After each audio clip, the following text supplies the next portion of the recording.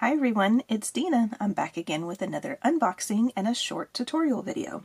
Today's unboxing is going to be the Bargain Bead Box's March 2025 collection called Key Lime Pie. So here is a short little look of the bag. If you have not received your bag just yet, because I got mine pretty quick this month, then you can go ahead and save this video and come back to it later. And then that way you can jump to the tutorial as well if you're not into watching the unboxings. So come back with me in just a moment and then I will start unboxing, and then at the very end we'll do that short little tutorial, more than likely be an earring again. Alright, so this month's box has 20 bags in it. So I will do 5 bags at a time, so that way you don't hear all the crackling of the bags and everything as I'm getting things in and out. So the first bag contains this 24mm green aventurine, which is faceted, and it's a teardrop pendant. So this is the pendant that I got, and it's very pretty. I love it because I love the color green, and this color green is a very good neutral color that goes along with a lot of different things. So it's got a nice little gold bail to it and everything, or setting. And then it's got the round hole up there at the top. But this one is a very, very nice pendant. So I will definitely be making more than likely a necklace to go with some of my items from this one. So that's the pendant I got. Bag number 2 is 2 pieces of 18 by 13 new jade or serpentine teardrops. And these are pretty nifty. They are slightly different, so I will more than likely make a pair of earrings with this one as well. But this one is more of it looks more opaque, and that light green, almost of a yellow color of the serpentine. But this one has a little bit more striations in it. You can kind of see it in the video where it looks like it's got inclusions and things in it. But those are really, really pretty. But if you're wearing them on either side of your head, these are close enough in size and color and everything that they would look good together. So one of those things, one of those options, if that's what you choose to do with that. Bag number 3 is 2 pieces of 15 by 19 carved white agate in a ginkgo leaf shape. And they are little drops because they have a hole up here at the top. So these are pretty nifty too. And there again, these would be good for a pair of earrings because on either side of the head, they're close enough in shape and color and everything that you're not going to notice that they're slightly different. Like this one's a little bit more opaque, this one's a little bit more transparent. But they're really, really neat. I love these. I'll more than likely do a pair of earrings in another video using the check glass ginkgo beads along with this guy as well. That's my idea at least. So bag number 4 is a 15-inch strand, which I think I had a loose bead in here somewhere. Yep, there it is. 15-inch strand of new jade serpentine, again, nugget beads. So here's your little nugget beads. All different colors. You've got some that are a little bit more of this yellowy green color. Then it ranges all the way to more of a white, the white colors like we had gotten in the teardrop shapes. So I love nugget beads just because it makes, you know, whatever you're working on a little bit more organic looking because of the different shapes and everything is of the nuggets. Bag number 5 is 10mm. Now these are synthetic, a synthetic coral, which is man-made, and they're lotus flower beads. So if you look at it closely, I don't know if I can get that close enough to the camera without it not focusing, but they have each one of these beads is carved and it makes it look like a lotus flower. And then the top of the flower is up here at the top, and then you've got the bottom of the flower down here, and then your hole goes through the center there. So those are pretty nifty. Those are really neat. I'll more than likely use these in a memory wire bracelet because that seems to be something I tend to do with the Bargain Bead Box, is make at least one memory wire bracelet with it. So that's the first 5 bags, so meet me back and I'll show you the next 5. Alright, so these are bags 6 through 10. So bag number 6 is Alasian agate, which is dyed, and they're round beads. It's a 7-inch strand, and they're 8mm. Now these guys remind me of olives. It is almost the exact color of a green olive that you would use in cooking or put in drinks and things like that. That's what these guys remind me of. So those are pretty neat. I like that. Bag number 7 is going to be 8mm crackle glass. It's in the honeydew color, and you get 15 inches of this guy. So you get a whole lot of beads, as you can see. But they're just a nice see-through-y, almost light colored green. It's very, very springy. Very much key lime.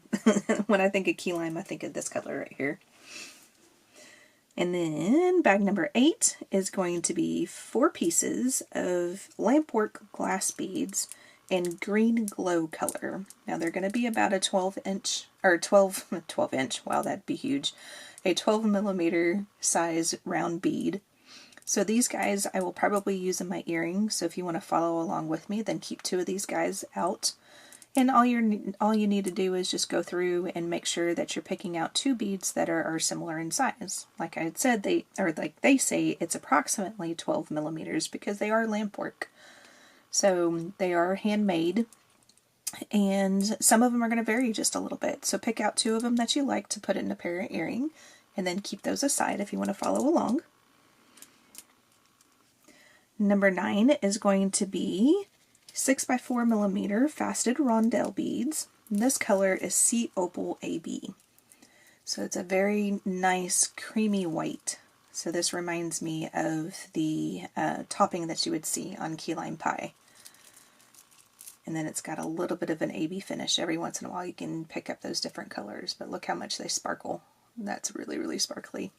So I'll probably use that in my memory wire bracelet again. But we're going to do earrings at the end, so I keep talking about memory wire, but we're going to do earrings at the end, so earrings are going to contain this guy over here. So bag number 10 are 4mm crystal bell beads, and they are in the color light jade green AB. So these are pretty nifty. They look kind of like little tiny gumdrops that you would see like around the Christmas time and things like that. That's what they remind me of, are little gumdrops. So you get a 6.5 inch strand of these guys. So those are pretty neat. And you can see how much they sparkle, just as much as the rondelles. Very sparkly. So meet me back and I will show you the next 5 bags. Alright, so bag 11 through 15 finishes out our crystals and starts getting into our findings for this month's box. So bag number 11 is 40 pieces of 4mm crystal faceted cubic cylinder beads. The color on this one is Champagne Shimmer, which is an extremely really good neutral color that you can use in all sorts of different projects, especially with the greens. But you can tell that it's very transparent, so you have just that little bit of a brown or goldish tint to it. So that I really like. Those are really good neutrals to use. And then that finishes our crystals. So our findings start off with 100 pieces of 3.2mm steel spacer beads. And they are lead-free. I was trying to read the package, sorry. So they are lead-free. Come on, focus. There we go. So just a typical golden spacer bead with a nice size hole there in the center. And you get about 100 pieces of those in the bag. Bag number 13 is 40 pieces of 6mm stainless steel bead caps, and this is in the gold color. Now it's a slightly different gold color. You can tell this one is a little bit more muted gold compared to the gold spacer beads. You can see it in this shot here. This is more of a yellow, has more of a yellow gold to it, where this is a little bit more of a muted gold. Now this color goes along, I think, a little bit better with the rest of the findings than this one, but it's still going to work if you use this along with something else as well. So it'll still look nice. But these are the bead caps, and they're just a plain little rounded dome look to it. So those are the bead caps you get. Bag number 14 are 2 pieces of hammered Art Deco half oval pendants. These are lead and cadmium free, and the size is around a 40 by 29 millimeter. Now the interesting thing about these guys is that they're double-sided, essentially. If you wanted to use a project where you have this fan look on the outside, then you could, because it's the same on that side. If you wanted something a little bit more muted, then you can flip it over and use this as your front part of the project. Or you can do a project where it can flip either way. So that one's pretty versatile, neat to use. It lends itself very nice to doing some brick stitch in this little area right here. At least the part that you can get to on the outside. So there again, possibly another earring set that I might come out with. And then number 15 is 2 pieces of 10.5 by 21 millimeter gold-plated brass half-circle links. And these are nickel-free, and they're 18 karat plated. So you've got the 2 links on either side, and they are the same on both sides. So I will be using these in my pair of earrings, so keep these out if you want to follow along. And then that is bags 11 through 15, so meet me back and I'll show you the last 5. And here are the last 5 bags of this box. So we have bag number 16, which is 2 pieces of 10.5 by 21 millimeter brass half circle pendants this time. So you have just the one hole in the pendant, and they are again the same on either side. So we're going to use this in the earrings as well. So keep these aside if you want to follow along with me on the earrings. And bag number 17 is a pair of 8 by 10 millimeter 18 karat gold plated brass half circle ear stud findings. So here you have your ear stud, and then it has the half circle on the front with a little bit of a little loop down there at the bottom. And then it does come with the ear nuts as well. So depending on, I'm going to use these in the earrings as well, so depending on how heavy the earrings end up being, I may have to switch these guys out. I'll talk about that if I have to do that, so we'll talk about that in the next clip if it needs to happen. But those are your earring findings you get. Bag number 18 is a gold-plated brass lobster clasp, and you get a couple of jump rings. So you get one jump ring to attach it to wherever you want to go to, and then another jump ring so you can close it off. So always a good staple to have, lobster clasps. And then bag number 19 is 1 meter of 4x3 18 karat gold-plated stainless steel jewelry chain. And then this is, oh, I forget what it's called. If this is curb chain, I think it might be curb chain if I remember right. The type of chain it is. I think that's curb chain. I may be wrong on that. I don't remember off the top of my head right now. But you get 1 meter, which is about 39 inches of chain to use in that. Then your last bag is actually a bonus bag. It is 6 millimeters of 7 inches of 6 millimeter green aventurine round beads. Now this one is dyed because you can see a little bit more of the green through it and everything, and just the dyeing process helps to be able to see that green better. But this would go along excuse me, very well with that first pendant that we got out of the first bag. So very, very nice. So that is your Bargain Bead Box March 2025 Key Lime Pie collection. So meet me back in the next segment and we will start those earrings. And so get everything out and I will show you the other things that you need for the earrings. Alright, so let's get ready for our supply list. So the supplies that we'll need again from the box are going to be the earring findings, which are I put these in my bags out of order now, I don't know which one it is. Alright, so these are the 8 by 10 millimeter 18 karat gold plated brass half circle ear stud findings. Again, these are nickel free. I did not say that in the unboxing part of the video, which is always a really good thing to know because I get that question a lot on my tables. Are your earring findings and other findings nickel free? So that's something that's really good to know. The second thing you'll need from the box is the lampwork glass beads. These are about 12 millimeters in size in the green glow color. I just picked out 2 of them that were very close in size, and the patterns and everything in the earring or in the beads were about the same. You need the links, which are 10.5 by 21 millimeter 18 karat gold plated brass half circle link. These are nickel free as well. You're also going to need the pendants, which are also 10.5 by 21 millimeter, and they are also nickel free. So those are the 4 items that you'll need from the box. Now during the unboxing portion of it, I had talked about a different option for an ear nut, because you get 2 ear nuts with your earring findings. This was the other option I was talking about. This is one that's more wider. It's got a bigger circle to it. You can kind of see it there in my hand. There, the glare kind of helps you a little bit. But it's got a bigger circle to it, which this is a very good option to have on hand if you have earrings that you're wearing that are a little heavy and they start to tilt in your ear some. Sometimes if you were to change your ear nut out to something like this, it gives it more of a surface in the back of the ear to hold on to, and so your earring will sit more straight in your ear. So if you're ever having problems with your post earrings and they're just tilting in your ear, if it happens, you'll know what I'm talking about. Then change it out with one of these type of posts, or these ear nuts, and see if that helps keep the earring in place. Like I said, I don't know if it's going to be too heavy enough to where I'll need that, but I have them out just in case. I also have a few 8/0 seed beads. These again are Miyuki size 8/0s.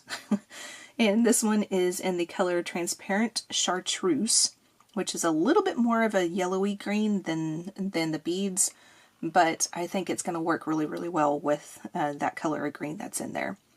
If you're interested in the Miyuki number, that is number 143. And then the last thing I have out is just some 4mm jump rings out of my stash. I believe these are actually iron jump rings, if I remember correctly. I'm trying to get rid of my old jump rings so I can start using my newer ones and the ones that I make myself as well.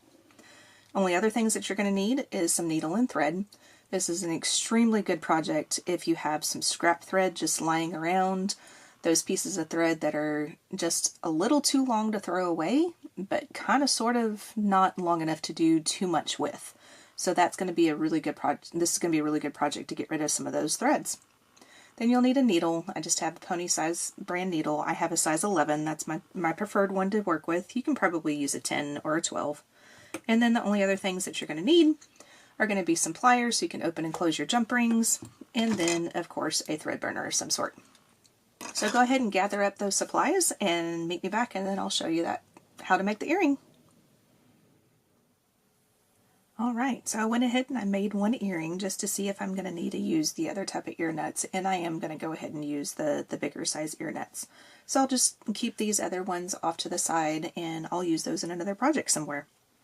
So what you'll want to do is we're going to make this center section here of the earring, and then with thread and needle, and then when we tie that off, then we will use jump rings to attach it to our different findings. So the first thing we need to do is pick up one of our 8/0s, pick up one of your lamp beads, and pick up another 8/0. And pull that down towards the end of the thread, just enough to where you can kind of hang on to it, and then tie it off at the end as well. And then all we're going to do is we're going to go right back through that lampwork bead. I think my cat's trying to get in the room. I'm going to go back through the lampwork bead, and then we're going to go back through everything one more time. So go ahead and go back through the 8/0 there that's on the bottom, and go back through the lampwork bead again. Then we're going to get back down to the bottom down here so we can tie off. So go back through the 8/0 one more time. Basically we're just getting 2 strands of thread through each 8/0. And then back through the lampwork bead. And then that's pretty much all you have to do. Now the only thing that's going to be a little bit more fiddly, a little bit more fussy, a little bit more of a challenge for sometimes is making sure that your 8/0s are facing in the same direction. So I have mine facing to where the holes are going in this way, where you look at it this way and then the holes are facing you now. So that's going to be the only thing that's going to be a little bit difficult, is just making sure that everything is facing in the direction that you want it to before you tie off. So to tie off, once you get your beads in the right place, I have the short thread in my left hand, the long thread in my right hand. I'm going to put the short thread over the long thread to where it creates a loop, and then I'm going to go through that loop towards the back, or away from me. And then pull down on that. Before I do the next loop, I'm going to check the orientation of my beads again, my 8/0s, make sure they're still somewhat close to each other. Then I'm going to do the same thing, except I'm going to make a loop where my short thread goes over my long thread, but then the end comes through that loop towards me. And then pull that down. And then just do another little quick look to make sure your 8/0s are in the position that you want them in. Then we're going to burn this part off, and I'm burning down pretty darn close to the knot, just enough to where you can have just a little bit of a ball sitting there. And I'm going to try to put this ball on the back of my earring. You'll see what I'm talking about in just a second. Let me get that needle out of the way, because it poked me already once. Alright, so now we have our center portion of our earring done. So now we just need to assemble it. So I'm going to go ahead and assemble the rest of the center portion, and then we'll put it onto the ear wire after that. So go ahead and get one of your jump rings out, and you need to open your jump ring if you haven't already. So take it with 2 sets of pliers on either side of the hole. Focus. There we go. And then twist open like that. Twist it open wide enough to where you can get through that 8/0.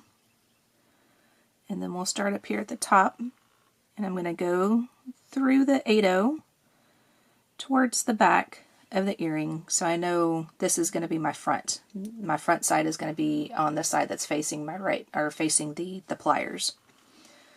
And then I'm going to pick up my I'm going to do the link first, so we're going to do the top first. I'm going to go through the part of the link that is the flat side, or just the line, and not the dome side. Dome side is going to be attached to the ear wire. So we're going to attach this. And with it being a 4mm jump ring, sometimes you just have to kind of wiggle it in there. Sometimes you have to open the jump ring up a little bit more again. And then you just want to close it up by twisting your jump ring back closed. Sometimes I have to kind of force them closed like that, and then we're going to play with it and make sure that it's closed all the way that I want. Okay, so that looks pretty good. And then I drop it. Picking up the next jump ring, gonna do similar thing. Making sure our beads are still facing in just about the right orientation. See, this one down here flipped on me. So I'm gonna try to rotate it a little bit. And when they're on your ears, they're gonna rotate some anyway. So I'm gonna go through the 8/0. So where the front is facing my pliers again, and then we're going to attach the pendant down here at the bottom in the same fashion. So these jump rings are kind of old, and some of them aren't the best. As you can see, I'm having issues trying to get them to close. So I'm just trying to get through them, trying to use them up so I can use some other ones. Alright, so now that one is attached. Make sure that I have my back towards the back. I do. So I'm going to lay it down on the mat just like that, so I know that the front is facing me. And now we're going to add our ear wire. So open up your last jump ring, and then you can attach this in any way that you want to. I usually just attach it to this guy first because it seems to be a little bit more difficult to get the jump ring in here, just because I'm using small jump rings.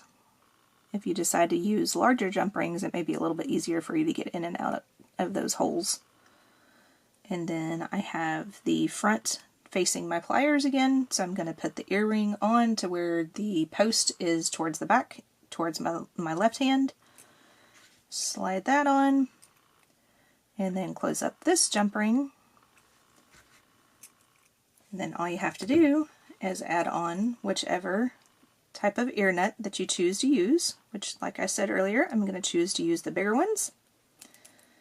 And you now have a pair of earrings when you get the other one done. So this is our Bargain Bead Box March 2025 Key Lime Pie collection with our earrings that we made. So thank you very much for watching. I really appreciate it. Don't forget to hit that like button and subscribe. Also leave a comment down in the comment section. I always like to read the comments and see what you like about the video. And if there's something that you dislike about the video, definitely let me know. Thanks again, guys. I'll see you in the next one. Bye.